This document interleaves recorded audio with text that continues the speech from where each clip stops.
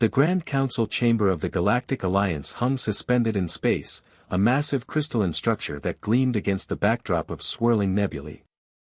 Inside, representatives from 23 of the most advanced civilizations in the known universe gathered for what might be their final meeting. The quantum anomaly that had appeared at the edges of the Carina Nebula 3 months ago had grown beyond all predicted models, threatening to unravel the fabric of spacetime itself. High Counselor Xyrix, their crystalline form shimmering with distress patterns, addressed the assembly. The Arxian probability engines have failed. The quantum matrices of the Centaurian collective couldn't even slow its expansion. We face extinction on a scale never before witnessed in our galaxy's history. The chamber erupted in a cacophony of voices, both organic and synthetic. The hive intelligence of Sector 7 projected their thoughts directly into the shared consciousness field. Our computational arrays have processed 16 billion possible solutions. None show a success probability higher than 0.0001%. The Mechanist representative, a towering figure of living metal, stepped forward. Perhaps if we combined the processing power of all our quantum computers. Already attempted, interrupted the neural network of Proxima, their holographic avatar flickering with frustration. The anomaly appears to feed on conventional computational approaches. Each attempt at a logical solution only accelerates its growth. In the midst of this chaos, a small figure rose from one of the lesser seats. Dr. Rajesh Patel, Earth's representative to the Galactic Alliance, stood quietly but firmly. His simple blue uniform seemed almost primitive compared to the bioengineered attire of his peers, yet something in his bearing commanded attention. "Have we considered," he said, his voice carrying clearly through the chamber, "that we might be approaching this from entirely the wrong direction?" The chamber fell silent. Several species universal translators struggled to process the concept of a wrong direction in quantum mechanics. "Explain," demanded High Counselor Xyrix. "Every solution we've attempted has been based on pure logic, on mathematical precision," Rajesh continued. "But what if that's exactly why they're failing? What if we need something that the anomaly can't predict or compute?" The Mechanist representative's optical sensors whirred in disbelief. "Are you suggesting we abandon logic in the face of the greatest scientific crisis our civilization has ever faced?" "Not abandon," Rajesh smiled. "Transcend. Humans have a long history of solving problems by thinking beyond conventional boundaries. We call it intuition, creativity, even madness sometimes. But it works." "Preposterous," declared the neural network of Proxima. "Your species has barely mastered interstellar travel. Your computational capabilities are centuries behind the galactic standard." "True," Rajesh acknowledged. "But we've survived and thrived despite that. Or perhaps because of it. We've faced extinction-level events before, and each time we've survived not through superior technology, but through what you might call illogical approaches." The chamber erupted again, this time in a mixture of outrage and desperate curiosity. High Counselor Xyrix raised their crystalline appendages for silence. "We have exactly 26 standard cycles before the anomaly reaches the first inhabited system," they announced. "All conventional options have failed. Perhaps it is time to try something unconventional."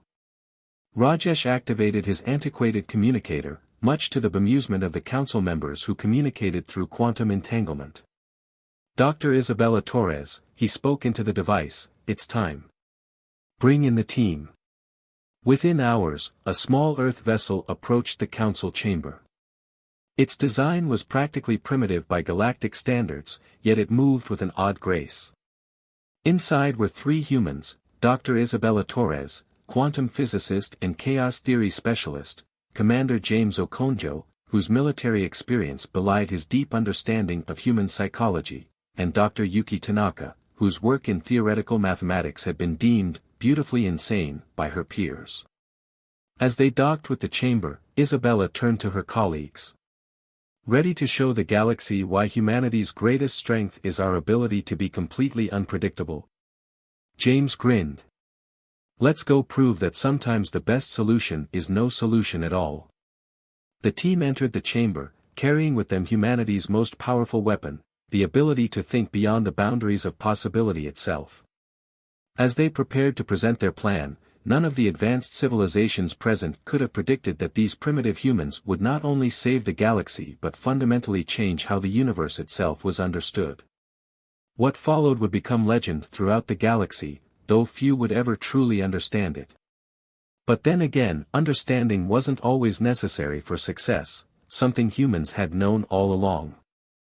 Dr. Isabella Torres stood before the Galactic Council, her dark eyes gleaming with an intensity that made even the silicon-based life forms uncomfortable. Behind her, a holographic display showed the ever-expanding quantum anomaly, its tendrils of chaos reaching further into the galaxy with each passing moment. Distinguished members of the Council, she began, her voice steady despite the weight of trillions of lives hanging on her words, you've tried to fight chaos with order. To combat unpredictability with logic. But what if that's exactly why we're failing? The holographic display shifted, showing a series of seemingly random patterns. These are brain waves from a human experiencing various emotional states. Love, fear, joy, curiosity, emotions that your civilizations have largely engineered away in the name of progress. The neural network of Proxima pulsed with dismissal. Emotions are inefficient. They cloud judgment and prevent optimal decision-making. Exactly. Isabella's enthusiasm startled several council members. They're inefficient, unpredictable, and impossible to fully compute. And that's precisely what we need. Commander James Okonjo stepped forward, his military bearing contrasting with the slight smile playing at his lips. The quantum anomaly grows stronger when it encounters predictable patterns. Your quantum computers, your probability engines, they're too perfect. The anomaly feeds on that perfection. Dr. Yuki Tanaka took over, her hands dancing through the air as she manipulated the holographic display. We propose introducing what we call controlled chaos into the equation.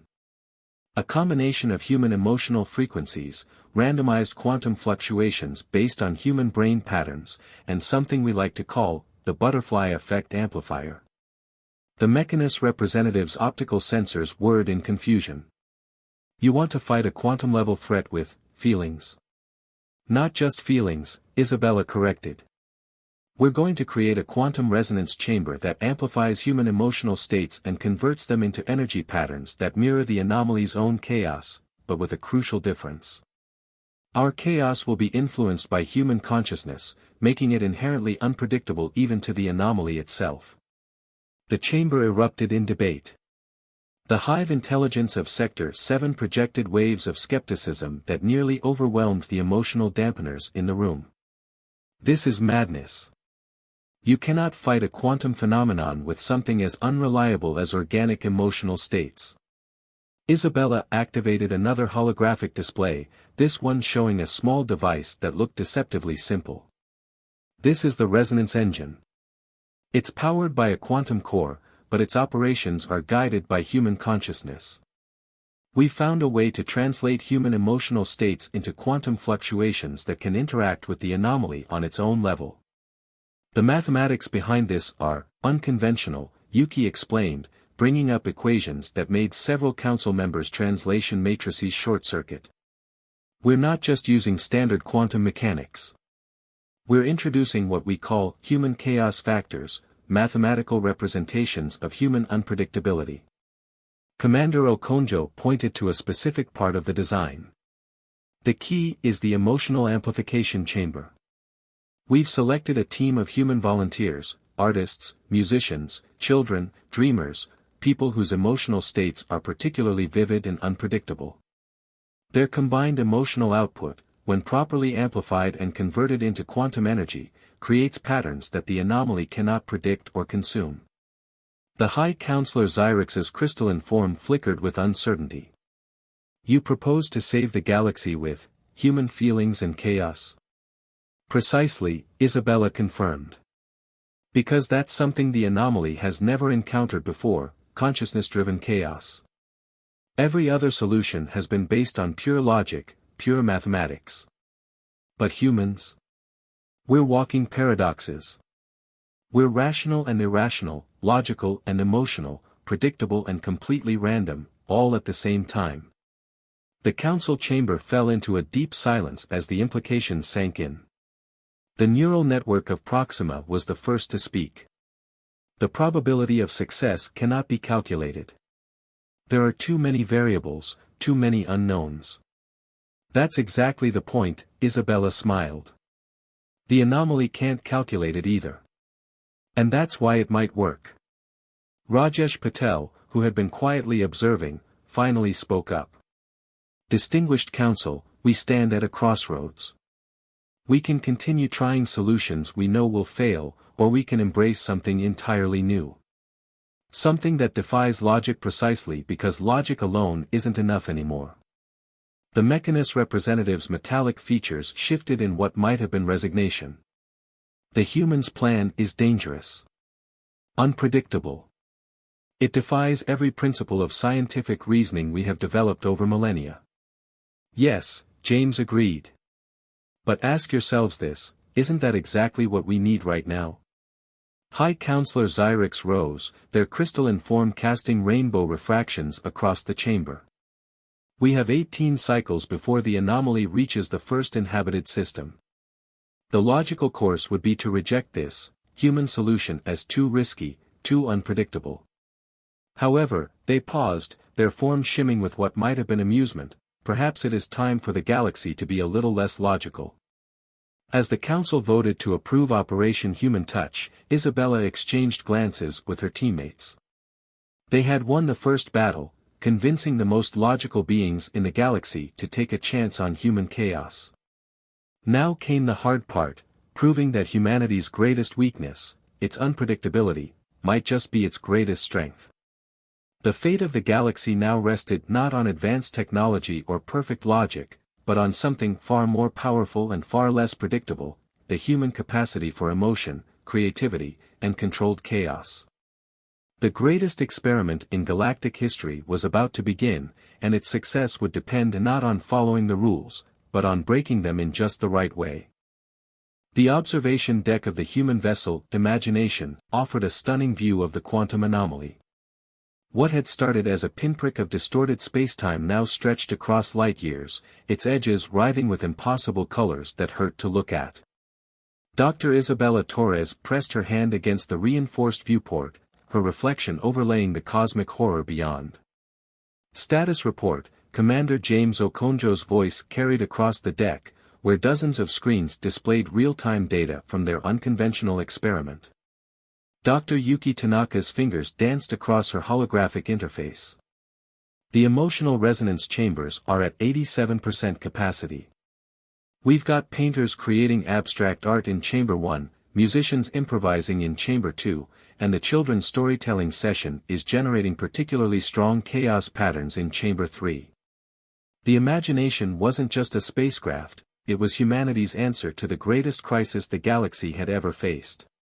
While conventional ships bristled with weapons and computational arrays, this vessel's heart was a series of chambers where humans engaged in purely creative activities, their emotional and mental states carefully converted into quantum energy.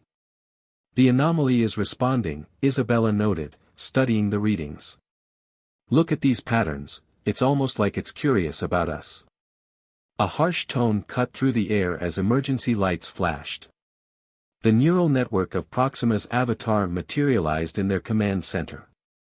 The anomaly's expansion rate has increased by 47%. Your experiment is failing, humans. You're making things worse. Before Isabella could respond, another avatar appeared, the Mechanist representative. We're detecting quantum instabilities throughout the sector. The Council is voting to terminate this operation immediately. James stepped forward, his military bearing unwavering. With all due respect, what you're seeing isn't failure, it's interaction. For the first time, the anomaly is actually responding to our efforts instead of simply consuming them. Interaction. You're destabilizing an already critical situation. The neural network's avatar flickered with agitation. Your emotional resonance is creating quantum feedback loops we don't understand. Exactly. Yuki exclaimed, pulling up new data streams. We don't understand them because they're not purely logical. Look at these patterns, they're like nothing we've ever seen before. The anomaly isn't just expanding anymore, it's changing. Isabella moved to the central console, her eyes locked on the swirling chaos beyond. We need to push harder. Yuki, open all emotional dampeners to maximum. James, tell the creativity chambers to really let loose. Whatever they want to do, the crazier, the better. Dr. Torres, this is madness, the Mechanist representative warned. The quantum fluctuations are approaching critical levels. You're risking the fabric of spacetime itself. Sometimes you have to risk everything to save everything, Isabella replied, her voice steady despite the trembling in her hands. Humanity has always pushed boundaries, not because we knew it would work, but because we dared to try when no one else would. In Chamber 1, artists began painting with their eyes closed, letting pure emotion guide their hands. Chamber 2's musicians abandoned all traditional structures, creating sounds that had never existed before. In Chamber 3, children's imaginations ran wild, their stories breaking free from every conventional narrative rule. The ship shuddered as reality itself seemed to buckle around them. Warning alerts screamed from every console as the quantum readings went off the charts. The neural network's avatar began to break up. You're going to tear reality apart. The council demands you stop this immediately. Look. Yuki pointed to her displays. The anomaly's resonance patterns, they're synchronizing with our chaos. Not fighting it, not consuming it, but dancing with it. Isabella's eyes widened as she saw what was happening. The quantum anomaly wasn't just responding to their emotional output, it was adapting to it, trying to understand it. Like a curious child encountering something new, it was playing with the patterns they created. All chambers, full power. Isabella commanded. Pour everything you've got into it. Every feeling, every dream, every impossible idea, let it all out. The ship's quantum core pulsed with energy as pure human creativity and emotion flooded the resonance chambers. Artists screamed their feelings onto canvas, musicians poured their souls into impossible melodies, and children's dreams took flight in stories that defied reality itself. The anomaly's response was immediate and overwhelming. Space itself seemed to twist and fold around them as quantum energies surged through the sector. The neural network and Mechanist avatars dissolved completely as their quantum communication channels overloaded. Hull integrity at 42%. James reported, gripping his console as the ship shuddered. We're approaching structural failure. The anomaly's quantum signature is changing. Yuki shouted over the alarms. It's beginning to mirror our emotional patterns. Isabella stood at the viewport, watching as the impossible colors of the anomaly began to shift and swirl in new ways. We're not trying to destroy it or contain it, she realized. We're teaching it how to feel. The ship groaned as reality buckled around them. They had reached the breaking point, not just of their vessel or their experiment, but of what was thought possible in the universe itself. In these crucial moments, the fate of the galaxy hung not on cold equations or perfect logic, but on humanity's capacity to feel, to create, and to dare the impossible. As alarms blared and reality itself seemed to hold its breath, Isabella Torres smiled. Sometimes the only way forward was to break everything, including the rules of the universe itself. And if there was one thing humans excelled at, it was breaking rules in just the right way to create something entirely new. The universe held its breath. Inside the imagination, klaxons blared as reality itself seemed to crack around them. The quantum anomaly had grown to encompass their entire visual field, its swirling patterns now mimicking the chaotic emotional resonance pouring from the human vessel. Hull integrity at 28%. Commander James Okonjo called out, his steady voice barely audible over the ship's groaning structure. Whatever we're going to do, we need to do it now. Dr. Yuki Tanaka's hands flew across her console, trying to make sense of the readings flooding her screens. The quantum patterns, they're unlike anything we've ever seen. The anomaly isn't just copying our emotional outputs anymore. It's innovating. Dr. Isabella Torres stood transfixed at the viewport, watching as impossible colors danced through space. The anomaly's behavior had changed dramatically. Instead of consuming and destroying everything it touched, it now moved with an almost artistic grace, creating patterns that seemed to echo the emotional resonance from their chambers. "Look at this!" Yuki exclaimed. "The anomaly's quantum signature, it's developing harmonic frequencies that match our emotional outputs. But it's not just matching them, it's responding to them, creating its own variations." Isabella's eyes widened as understanding dawned. "It's learning to play. Like a child discovering music for the first time, it's not just mimicking, it's creating." The ship shuddered violently as another wave of quantum energy washed over them. In Chamber 1, the artists had abandoned their canvases entirely, now projecting their emotions directly into the resonance field. Chamber 2's musicians had achieved a state of pure improvisational flow, creating music that defied conventional physics. The children in Chamber 3 had begun telling a single story together, their combined imagination generating quantum patterns that made their monitoring equipment spark and smoke. "Isabella," James called out, his voice tight with concern, "the Galactic Council is demanding we shut down immediately. They're saying we're causing irreparable damage to the fabric of space-time." "No," Isabella breathed, pressing her hand against the viewport. "We're not damaging it, we're teaching it to dance." Through the quantum communication array, fragments of panicked messages from the Council broke through. "Reality itself is being rewritten. Quantum laws breaking down. Stop this madness." But Isabella saw something different in the swirling chaos beyond their viewport. The anomaly's movements had become more refined, more purposeful. It was no longer the mindless force of destruction that had threatened the galaxy.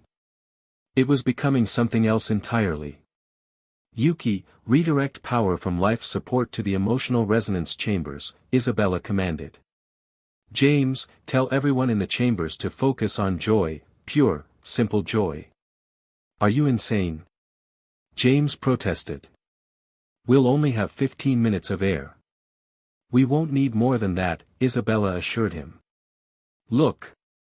The anomaly had begun to pulse with a rhythm that matched the combined heartbeats of everyone aboard the Imagination.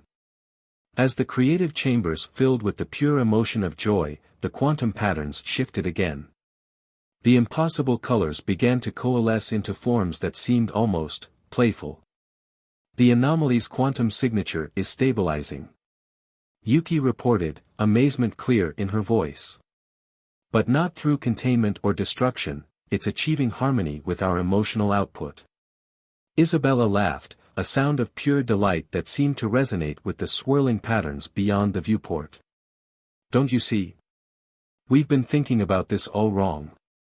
The advanced civilizations tried to fight the anomaly with logic, tried to contain it with perfect order. But you can't fight chaos, you have to dance with it." The ship structure groaned again, but now the sound seemed almost musical, as if the vessel itself was joining in the universe's newest dance. The quantum patterns flowing from the creative chambers had merged with the anomaly's own emissions, creating something entirely new, a harmony of human emotion and cosmic chaos. Reading massive quantum transformations throughout the sector, Yuki announced. "The anomaly's effects are changing at the fundamental level. It's not destroying reality anymore, it's enhancing it." Through their failing quantum communications, they could hear the confusion and amazement in the council members' voices. The Mechanist representative's broken transmission came through. "Impossible, reality itself is being transformed." The neural network of Proxima managed one last transmission before their quantum channels overloaded completely. "The humans, they're not fighting the chaos, they're teaching it to create."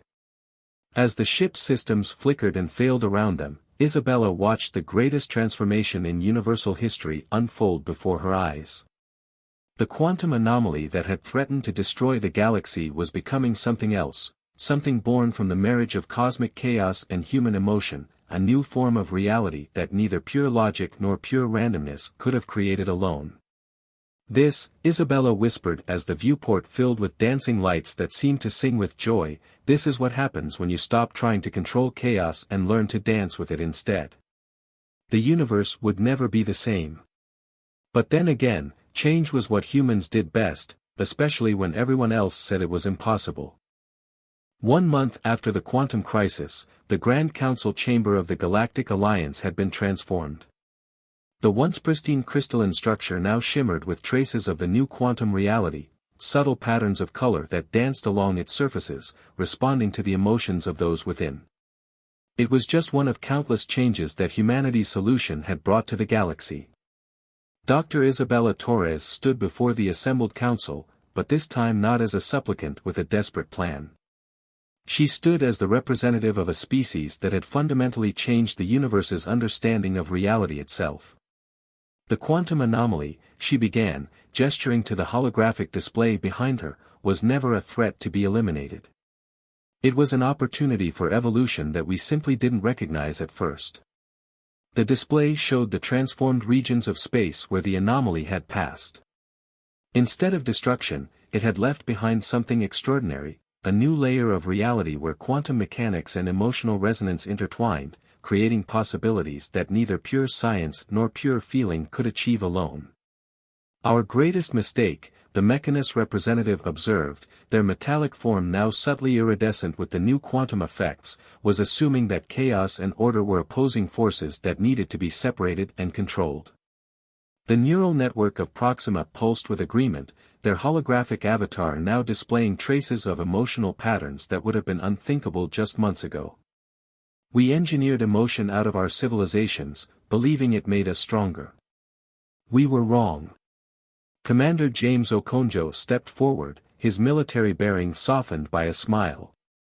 "Humans have always lived in the space between order and chaos. We create art that follows strict rules yet expresses pure emotion. We build machines of perfect precision but operate them with intuition and feel. We dream impossible dreams, then figure out logical ways to make them real." Dr. Yuki Tanaka brought up new data streams, showing how the transformed regions of space were affecting galactic civilization. The merger of quantum mechanics with emotional resonance has opened up entirely new fields of science. We're seeing technologies that operate on both mathematical principles and emotional harmonics. Ships that navigate by feeling their way through spacetime. Communication systems that transmit not just data, but the pure essence of experiences. But most importantly, Isabella continued, "we're seeing the emergence of a new understanding between all sapient species. The quantum transformation hasn't just changed spacetime, it's changing us." The council chamber hummed with agreement. Around the galaxy, rigid divisions between logical and emotional species were breaking down. The silicon-based life forms were discovering the value of intuition. The pure energy beings were learning to appreciate the beauty of physical sensation. Even the most logic-driven AI networks were exploring the possibilities of emotional algorithms. High Counselor Xyrix rose, their crystalline form now permanently shifted into patterns that reflected their emotional states. "When we first encountered humanity, we saw them as primitive. Their technology was centuries behind ours. Their societies were chaotic, their decisions often illogical. We thought we had nothing to learn from them. We believed that advancement meant moving away from emotion toward pure logic," the neural network added. "We were blind to the power of their chaos, the strength in their apparent weakness." Isabella smiled, remembering the desperate gamble they had taken. "Humans have always known that the most beautiful things in life exist in the balance between order and chaos. A symphony follows strict musical rules but touches the soul with pure emotion. A dance combines precise movements with free expression. Even love, perhaps especially love, is both the most logical and most illogical thing in the universe. The display shifted to show the imagination, now transformed into something new. The ship's hull rippled with quantum patterns that responded to its crew's emotions, its very structure a harmony of scientific principles and human feeling. It had become the first of a new class of vessels that could navigate both the physical and emotional dimensions of space. "We stand at the beginning of a new era," Isabella declared. "Not one of pure logic or pure emotion, but of both together. The quantum crisis didn't just teach us how to save the galaxy, it taught us how to evolve it." The council chamber filled with a resonance of agreement that could be both measured by instruments and felt in the soul. Across the galaxy, the transformed regions of space continued to spread, not as a threat but as an invitation to something new. Ships of all civilizations were being retrofitted with emotional resonance chambers. Scientific institutes were incorporating art studios and musical spaces into their quantum research facilities. As the council session concluded, Isabella found herself back at the viewport where everything had started. The universe beyond looked different now, still vast and mysterious, but somehow more alive, more aware. The stars themselves seemed to twinkle with new purpose, as if the cosmos itself had learned to feel. "You know," James said, joining her at the viewport, "when we first proposed this plan, I thought we were just trying to save the galaxy. I never imagined we'd end up teaching it to dream." Isabella watched as a group of mechanist children, something that would have been a contradiction in terms just months ago, played with human kids in one of the chamber's recreation areas. Their games combined logical puzzles with pure imaginative play, creating something entirely new. "That's always been humanity's gift," she replied. "We don't just solve problems, we transform them into opportunities. We don't just survive chaos, we teach it to dance." The universe had changed forever, and with it, all intelligent life had gained something precious, the understanding that true advancement lies not in moving away from emotion toward logic, or from chaos toward order, but in finding the beauty that exists when all these forces dance together in harmony. And somewhere in the transformed regions of space, the quantum patterns that had once threatened to destroy everything continued their eternal dance, no longer a force of destruction but a reminder that sometimes the greatest threats can become the greatest gifts, if you just have the courage to embrace them instead of fighting them.